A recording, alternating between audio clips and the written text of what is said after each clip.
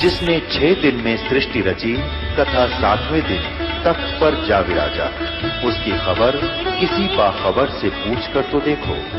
अवश्य सुनिए जगत गुरु तत्वदर्शी संत रामपाल जी महाराज के अमृत वचन। परमेश्वर की महिमा के अंदर वेदों में लिखा है कि वो परमात्मा अपनी महिमा की वाणी, अपनी जानकारी देने के लिए कविताओं के माध्यम से, लोकोक्तियों के माध्यम से वो ज्ञान प्रचार करते हैं, जिस कारण से वो कवि कहलाते हैं। एक प्रसिद्ध कवि की भूमिका करने से वो कवि भी कहलाते हैं, प्रसिद्ध कवियों में से एक होते हैं। लेकिन वो होते हैं भगवान। पुण्यात्मा कवि तो और भी बहुत हैं। उन कवियों ने भी अपनी अनुभव की वाणी लिखी है। परमात्मा कबीर देव जी ने भी वाणी लिखी है, जिनको हम कवि कहा करते थे। और वैसे परमात्मा का नाम ही कबीर देव है, कबीर साहब है। यानी जो अपनी महिमा की वाणी को कविताओं, दोहों, लोकोक्तियों के माध्यम से ही बोलकर सुनाते हैं, जिस कारण से वो कबीर देव, वो नाम उनका कबीर देव फाइनल है। अब परमात्मा की पहचान हमने करनी पड़ेगी। जैसे कवियों में से भी भगवान को सिलेक्ट करना पड़ेगा। कैसे? जैसे परमात्मा का जो विधान है वो काल वाले कवियों जैसा नहीं है और काल वाले भगवानों जैसा नहीं है। अब जैसे एक रहीम जी कवि हुए हैं। रहीम जी ने कहा है कि खीरा सिर से काटकर मलिए नमक लगाए, रहीमन कड़वे मुखन को चाहत यही सजाए। अब रहीमन जी का उद्देश्य है कहने का कि यदि कोई कड़वे वचन बोलता है, जैसे खीरा कड़वा होता है, उसको एक सिरे से काटकर और फिर उसको ऐसे नमक लगाकर मसलते हैं तो उसका कड़वापन ठीक हो जाता है, निकल जाता है, मीठा बन जाता है। कहने का भाव ये है, यदि कोई कटु वचन बोलता है, बकवाद करता है, गाली देता है, तो उसका बक्कल तार दो, उसने कूट छेद दो, अच्छी तरह संवार दो, तो वो सीधा हो जाएगा। ये तो तरीका है काल के कवियों का और काल के भगवानों का। श्री राम, श्री कृष्ण, श्री परशुराम जी जो काल ब्रह्म के द्वारा भेजे गए अवतार थे। और परमात्मा कबीर जी क्या कहते हैं? आवत गाली एक है, उल्टा होए अनेक, कह कबीर ना उलटियो वार है एक की एक। गाली ही से उपजय कलह कष्ट और मीच, आर चले सो साधु है भाई लाग मरे सो नीच। अब देखो कितना अंतर है।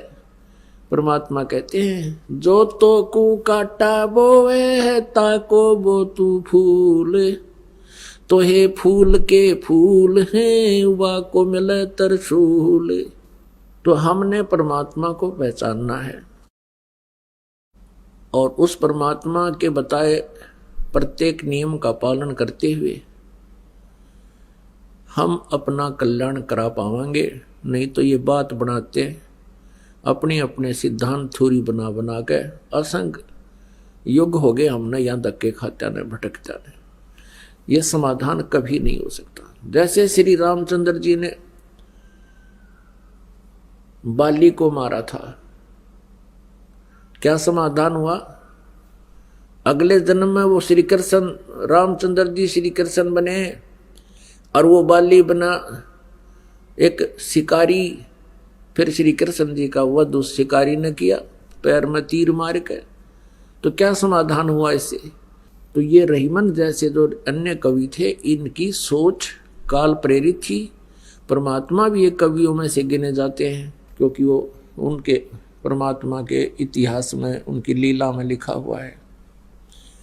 ऋग्वेद मंडल नंबर 9 सूक्त नंबर 96 और मंत्र नंबर 16 से 21 तक स्पष्ट किया हुआ है। 16 में कहा कि भगवान आपका वास्तविक नाम क्या है, उसका ज्ञान कराएं। 17 और 18 में स्पष्ट किया है कि वो कबीर देव, वो कबीर परमात्मा कबीर है और वो अपनी कबीर वाणी के माध्यम से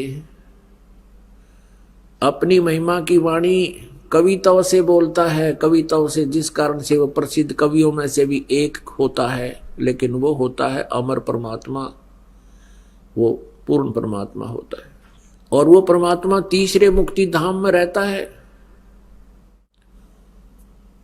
तीसरे मुक्ति धाम में यानी सतलोक में रहता है, उस सनातन परम धाम में रहता है।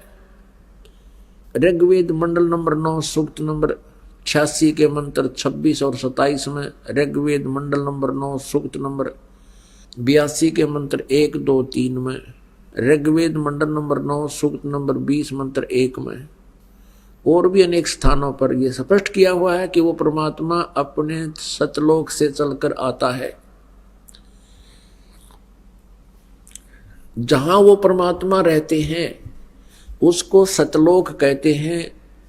गीता जी अध्याय नंबर 18 के श्लोक नंबर 62 में जिस परमेश्वर परम अक्षर ब्रह्म के बारे में कहा है कि अर्जुन तू सर्वभाव से उस परमेश्वर की शरण में जा, उसकी कृपा से तू परम शांति को और सनातन परम धाम को यानी सतलोक को प्राप्त होगा। सनातन शाश्वतम स्थानम यानी सदा रहने वाला स्थान, जिसका कभी नाश ना हो, उसको सत्यलोक कहते हैं, अमर लोक कहते हैं। वहां तो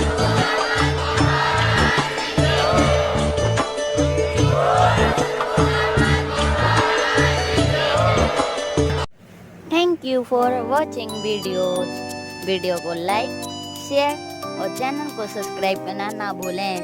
अधिक जानकारी के लिए दिए गए नंबरों पर संपर्क करें। सत साहिब।